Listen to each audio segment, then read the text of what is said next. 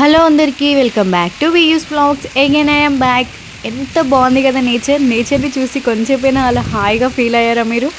ఇంత మంచి వెదర్లో కూల్గా ఉన్నప్పుడు మనకి హాట్గా ఏదైనా తినాలనిపిస్తుంది కదా.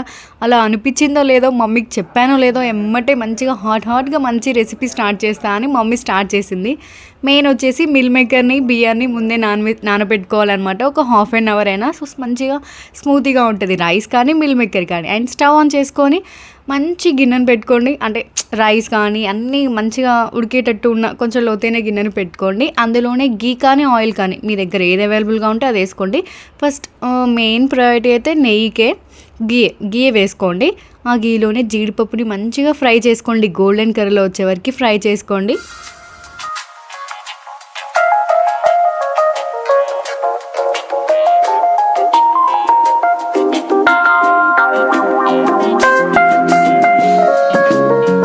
Love me, Matthew? I do. Honestly? Yes. Fry చేసుకున్న జీడిపప్పుని ఒక బౌల్లో తీసుకొని పక్కన పెట్టేసేయండి. నెక్స్ట్ ఆయిల్ పోసేసుకోండి. ఆయిల్ మంచిగా హీట్ అయ్యాక బగారా ఐటమ్స్ ఉన్నాయి కదా, అది ఒక్కొక్కటిగా అందులో వేసేసుకోవాలి. బగారా స్పైసెస్ అన్నీ స్మెల్ వచ్చేంత వరకు మంచిగా ఫ్రై చేయండి. Secret, but not mistake. No more secrets.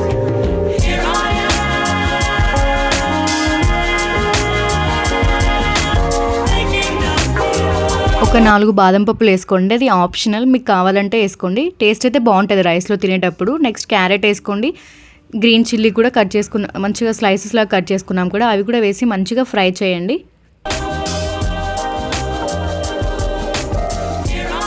Current పోయింది అనుకుంటున్నా, లేదు, విండోలో నుంచి గ్రీనరీని క్యాప్చర్ చేద్దాం అనుకున్నా, బట్ అది రాలేదు. అండ్ ఇక్కడ నెక్స్ట్ కొంచెం పించ్ ఆఫ్ సాల్ట్ వేసుకోండి, ఎందుకంటే క్యారెట్ అనేది మంచిగా ఉడకడానికి. అండ్ నెక్స్ట్ మనం ముందు వాటర్లో నానబెట్టుకున్న మిల్ మేకర్ని వాటర్ రాకుండా మంచిగా మెత్తగా పిండుకొని అందులో వేసేసుకోవాలి. వేసేసుకొని మంచిగా మిక్స్ చేసేసుకోవాలి. ముందు కొంచెం సాల్ట్ వేసుకున్నాం కదా, ఆ సాల్ట్ కూడా వాటికి పట్టేటట్టు ఇంకా మంచిగా ఫ్రై చేసేసుకోవాలి.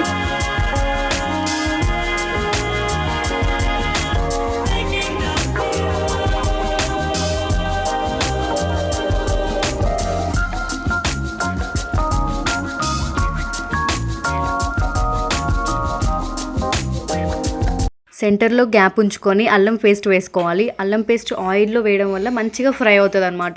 చూపించే విధంగా మంచిగా మిక్స్ చేసేసుకోండి. నెక్స్ట్ ధనియాల పౌడర్ వేసుకోండి. గరం మసాలా వేయట్లేదు, ఎందుకు అంటే మనం ఆల్రెడీ బగారా స్పైసెస్ అన్నీ వేసాం కాబట్టి అందులో ఆల్రెడీ స్పైస్ ఉంటుంది కాబట్టి ఇంకా గరం మసాలా అవసరం లేదు. అండ్ ధనియాల పౌడర్ 1 or 2 టేబుల్ స్పూన్స్ వరకు వేసుకోండి. వేసుకున్నాక మంచిగా మిక్స్ చేయండి. ఇక్కడ వాటర్ తీసుకోవాలి. నెక్స్ట్ వాటర్ వచ్చేసి 1 గ్లాస్ బియ్యానికి 2 గ్లాసుల వాటర్ తీసుకుంటాం. మీరు ఎలా తీసుకుంటారో మీ క్వాంటిటీ తగ్గట్టు మీరు తీసుకోండి. అలానే వాటర్ పోసుకోండి.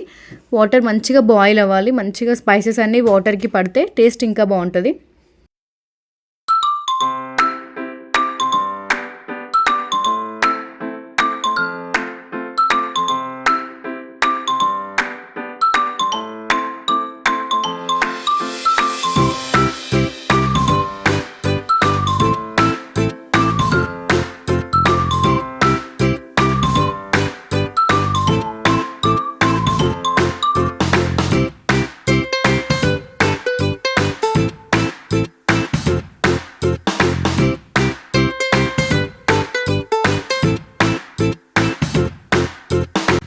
వాటర్ మసిలేటప్పుడే సాల్ట్ కూడా వేసుకోవాలి. అండ్ నెక్స్ట్ బియ్యాన్ని వేసుకొని క్యాప్ పెట్టుకోవాలి. క్యాప్ పెట్టుకోవడం వల్ల రైస్ అనేది మంచి కుక్ అవుతుంది.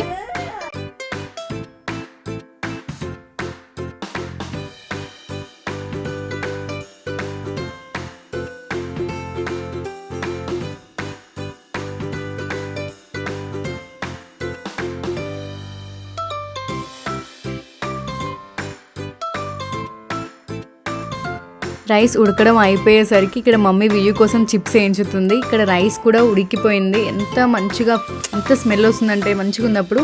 అండ్ పైనుంచి కొంచెం నెయ్యి, మీ ఆప్షనల్ అది, మీకు కావాలంటే వేసుకోండి. నెయ్యి వేసుకోండి, ఫ్లేవర్ బాగుంటుంది అంతే. అండ్ నెక్స్ట్ ఫస్ట్లో మనం జీడిపప్పుని ఫ్రై చేసుకున్నాం కదా, అది పైనుంచి మంచిగా గార్నిష్ చేసుకోండి. నెక్స్ట్ కొత్తిమీర మంచిగా గార్నిష్ చేసుకోండి.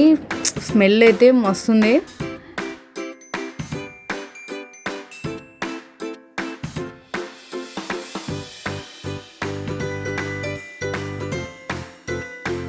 and the final look of the rice. ఎంత కలర్ఫుల్గా ఉంది కదా, క్యాప్ పెట్టడం వల్ల స్మెల్ బాగుంది. ఎలా ఉంది డాడీ, తిన్నావా? అమ్మ క్యారెట్ ఇట్స్ మైన్. మమ్మీ ఎలా ఉంది? మేమైతే రైస్లోకి రసం అండ్ రైతా కాంబినేషన్లో తిన్నాం. సూపర్ ఉండే, వేడివేడిగా అయితే సూపర్ టేస్ట్ ఉంది. అండ్ ఇక్కడ వియూ తినడం తక్కువ, రివ్యూస్ ఇవ్వడం చాలా ఎక్కువైంది. తను ఎంత రివ్యూస్ ఇచ్చిందో దానికంటే టేస్టీగా ఉంది. బాగుంది మమ్మీ. మంచి కూల్ వెదర్కి హాట్గా చేసినందుకు thank you. To like and subscribe to Viyu's vlogs. Thank you for watching. Be happy.